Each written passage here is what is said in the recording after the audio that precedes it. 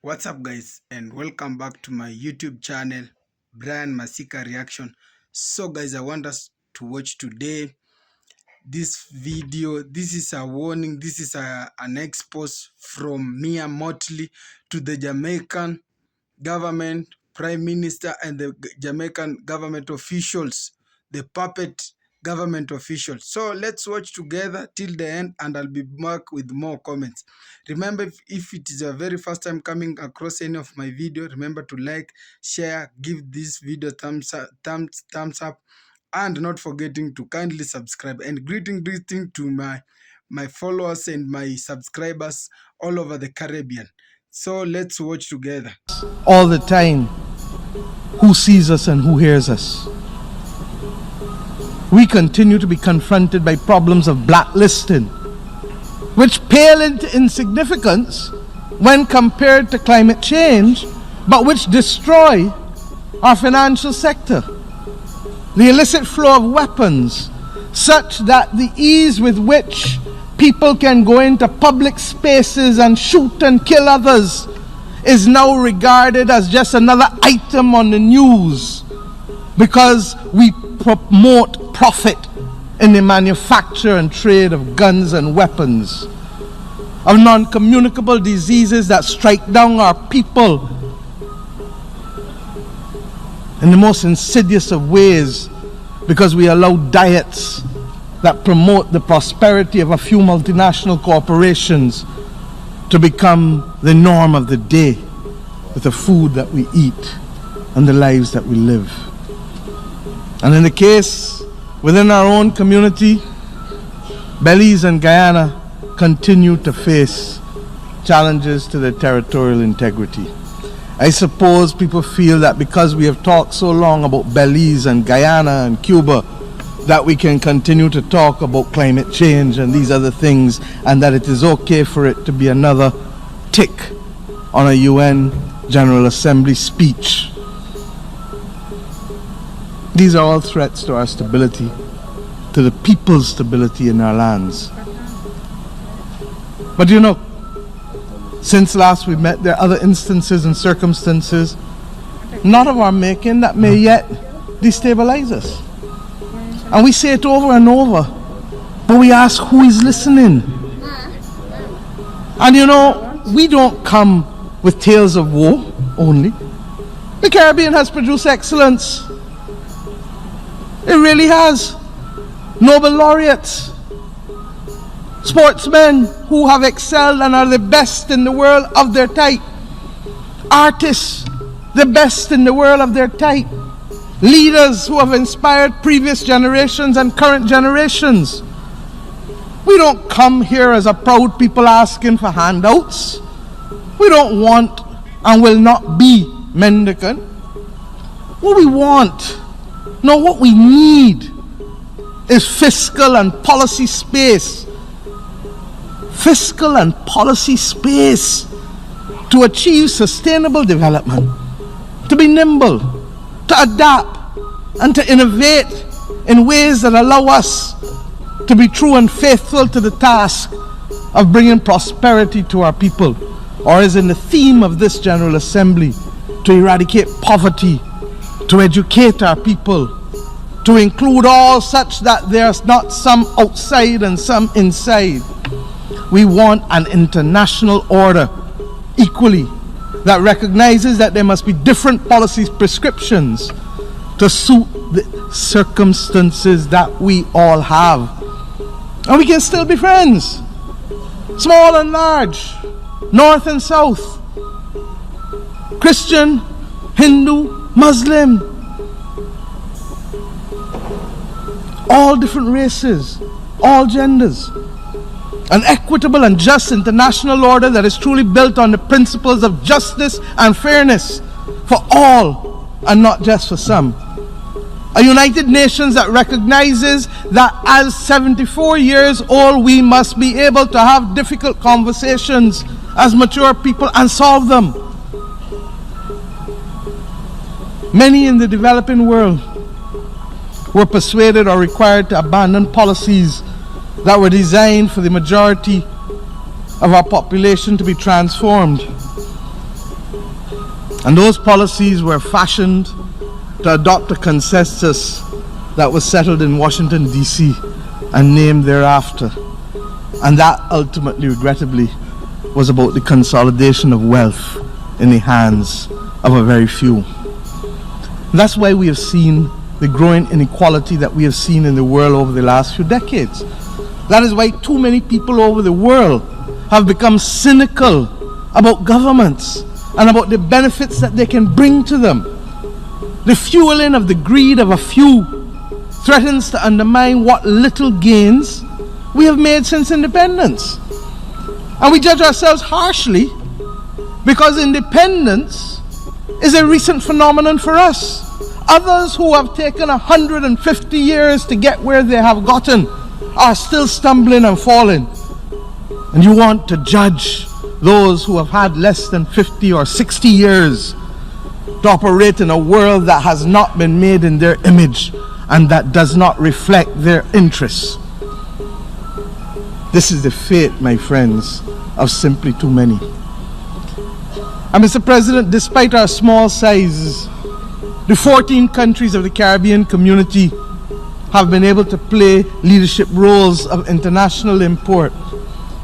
I can't stand here today without talking about St. Vincent and the Grenadines, that has become the smallest nation of the world ever to be elected to the Security Council to sit on it. We are proud of them. In addition, and I want to speak to this, because when CARICOM was confronted with the unfolding situation in Venezuela, I accompanied the then chairman of CARICOM, the Prime Minister of St. Kitts and Nevis, as well as the Prime Minister of Trinidad and Tobago, to meet in this building with the UN Secretary General in January of this year. And we met with many delegations, and some said we were wasting our time, and some said the time for talk was already over. And we said then, as we say almost 9 months later, the time for dialogue, the time for talk, my friends, can never be over in a world that wants peace and prosperity.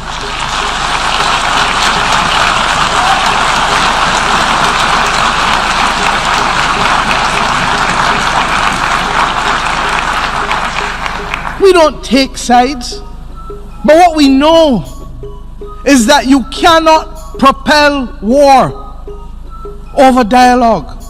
The people of Venezuela must be allowed to decide their own future in accordance with the principles of the United Nations Charter. Principles of non-intervention, non-interference, prohibition of the threat or use of force, respect for the rule of law, human rights, and democracy. It is regrettable that other multilateral organizations have not followed their own charters. And that is what makes the actions of our Secretary General of the UN more laudable, for refusing to breach his own charter and take actions even though member states have hurled into the recognition of those unelected. Our Caribbean Sea must remain a zone of peace, and for that we shall fight. Mr. President, I speak plainly and without fear, because from independence, Barbados' foreign policy has been premised on the simple principle of friends of all, satellites of none. Barbados, therefore, has always remained and will remain proud to have Cuba as a treasured friend. Don't think you're gonna come and sell our resources again for cheap, for us to sit down and welcome you the next 4 years. It's not gonna happen. The people are awake. A huge change is about to come, people. So, politicians, if you think you have power, I am telling you, if 10 million people come together, it's over for you, okay? We are going to get in contact with the military, and we are going to beg the military to stand behind us because we need them. The militaries also need a change. They need to protect a government that is for the people, not a government that is against the people. African people, we do not want to be divided again. We believe in brotherhood and sisterhood, and we will stand for what is right. We do not care about money anymore. We will not accept any bribe from anyone to honor life for our people, to sabotage our people. We will not do that, because we have realized that money is not everything. We have realized that you people are taking advantage of us. You do not care about us.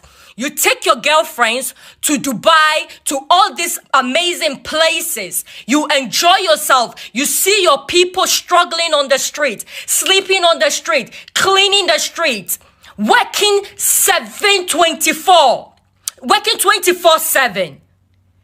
And you know that they are suffering, but you don't even help them.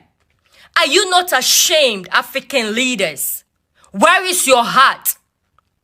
Where is the heart that God gave you? Do you have one, African leaders? The corruption is too much, please. Stop selling our resources so cheap. God gave us those resources for a reason. Africa is not a poor continent. The people are poor. The people are poor because of you, African leaders. Because you think about your pocket. And African people, please listen to me. I hope this message gets to you. Please do not vote for any presidential candidate who come and talk rubbish and tell you that he's going to build road. I'm sorry, building road is a normal thing to do as a leader. We need a government that stands with the people, a government that cares for the country, a government that wants to see its people do well. We need a government that has the same common interest as us. Enough is enough. The embarrassment is enough. The racism is enough. The discrimination is enough. The tribalism is enough. We, the people, have decided to put our interests on the side. We have decided to put all this tribalism, religion, and all that aside. We have decided to respect each other's religion and respect each other's culture and come together with the same common interest to make Africa great. And if you, an African leader, if you don't have that interest with us, we will not vote for you. So don't you think in your skull that you're going to come and tell us you're going to build water, electricity, and all those nonsense for us to cast our vote for you. That is not going to happen. And to the old government, the old leaders, please retire and go and enjoy somewhere with your wives. We want young leaders. We do not want any old man from the age of 70 to 90 to come in power. Please take a break. Go to Maldives or something. Go to Seychelles and have a break, for Christ's sake. African people, vote for someone who can help us. Someone who can take full control of the country. Someone who do not need any foreigners to support him. Someone who knows what he's doing. Someone who is fearless. Someone who is bold. Someone who is passionate. Someone who cares. Because it's 2024 and you and I are still suffering. It's 2024 and we are still divided. It's 2024 and all our people all over the world are struggling. So if we don't come together to do what is right, then what is the point to complain about racism? What is the point to complain about discrimination? What is the point to complain about corruption?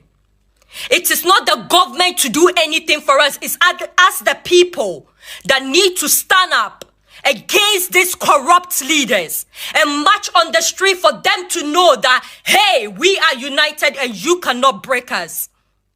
Guys, if you take a stick and you can easily break it, but if you put 20, 30 sticks together, you can never break it. It will be difficult. This is the thing I'm saying about unity. This is my point, people. If we unite, I'm not asking you to come and love me and say hello to me every day. But if we can have the same common interest to make our nation great, I think that we will be on the right path to a good future, to a bright future for our next generation to come and live like kings and queens that we are. And not to suffer like slaves, because that's what we still are.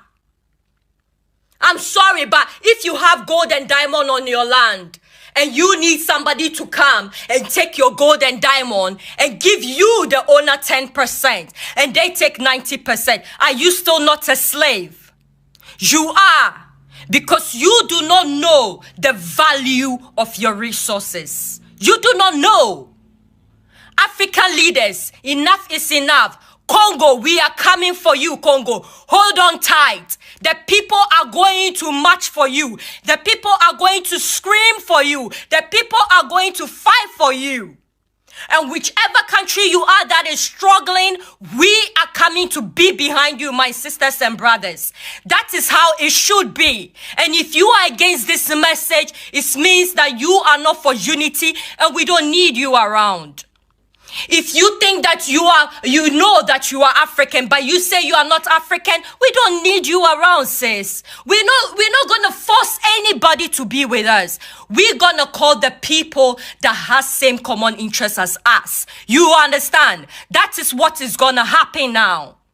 So Congo, hold on tight. We're not gonna sit down for our people to go down. That is impossible.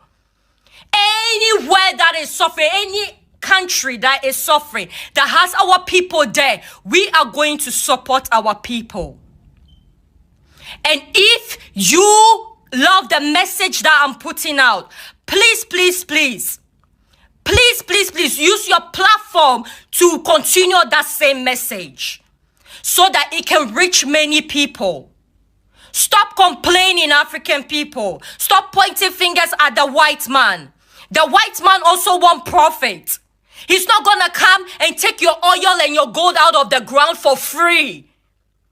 They also need their money. So if you want to make money, you need to build your own refineries. You need to build your own infrastructures. Okay? Thank you. It is time, people. Some of us are frustrated and we are tired. Enough is enough. And anybody who has something to say against what I'm saying, shut. So guys, hope we've watched that full video, the first video and the second video. It is so sad that the government you voted for and the government you wanted, it has become the vice versa. The puppets have become the major problem to the people because the nation is falling down. The people have taken the needs of the citizen. They are no longer caring about the needs of the citizen.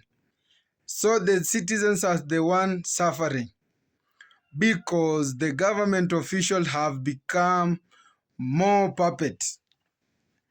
So remember in Jamaica, Mr. Holiness, the Prime Minister, we all know the Jamaican Prime Minister, decided that he selected his very own wife to be the Speaker of the National Assembly. So, you see, when it comes to the debate, you are given minimum time to speak. You can't just speak anything against the Prime Minister. When it comes to development, you can't complain about the development because the one who is presiding the motion in the Speaker House, she is the Prime Minister's wife. So it has just it hitted Mottley and some other Nigerian citizens that they are not being governed, they are being ruled because it is for the personal benefit. It has become like a kingdom. You know, the kingdom back in the days when we have the King Muswati, this thing was just for succession. It was used for father, son, that one. It goes by that step. So this time round, the Jamaican people are really going through a lot because the puppeteers have just taken over. They ain't seeing any development anymore because people have just taken for their very own personality. You find someone elected, he took his wife, his children, his brothers and sister, and gives him work. Leave alone that. The Jamaican people are just complaining about the tenders. Remember, Jamaica is largely occupied by the Chinese. The Chinese have been given authority and have been given that permit to do business, to conduct business in Jamaica, while they are not involving the Jamaican people. So this thing hit Mottley so bad, and she decided that she will expose those corrupt leaders and those puppets. So remember, when the government fails to deliver to the citizen, the whole nation is failing, because they are the people who voted for it, because they are the one people. Citizens are looking for the government to give them better education, better health care, and better security. For instance, people have been complaining there was smuggling, there was drug smuggling, there was insecurity, so and the killings, and this insecurity. When the insecurity comes to be a big major factor, it's become a national disaster. Another thing is that when it comes to health facility, doctors are not being paid, teachers are not being paid. There is no that medical facility medicines, so people will die. You find the death toll number per year, it is rising because poor governorship and poor governance, because the people have just the all of the government has become puppeters, and leave alone even the puppeter, the government itself has become corrupt. Let's take for example, you see, there was this hotel in Jamaica, the Chinese hotel. The Chinese hotel, they went to an extent that they refused. They don't want to see any Jamaica entering in their hotel. This is so sad because they are in Jamaica, and they can't even appreciate the fact that they have been welcomed and just been given that permit to work there, so that they just see it as something that is just been given out, so that they can help themselves. But they went to an extent that they don't want even the Jamaicans to visit that place. You can see even the public beach. You find them, they raise they for entrance you have to pay. So, and this is something that is public. So something that is public, why do you pay it? So going through some of these comments is that someone says here that it is I I I was hoping for good life when I voted for this governance, but it has become a time that the governance, they don't do whatever we needed. They just do whatever they want for their own personality. Eh? Another one says that it is only in Jamaica where I came and find out that the speaker, it is the wife to the prime minister. Yeah, this is true. Yeah, this one is telling the truth, because Mr. Holiness decided to select his wife as the speaker. Another one says that we have been having a lot of issues when it comes to the security department with this Jamaican government. So sad that this is not what we wanted. It has just come out of vice versa what we wanted. Yeah? So people have different reaction in this story because they are so sad. They are so sad. They are suffering, and this is not good. So, guys, this is the time to wake up. This is not that time the past years that we used to be intimidated. Let's wake up. Let's do something. Let's say no to the bad governance, and let's say no to the bad leadership and bad puppeters. So that was all for now. Thank you for watching. Let's keep on supporting this channel. Till next time, God bless. One love.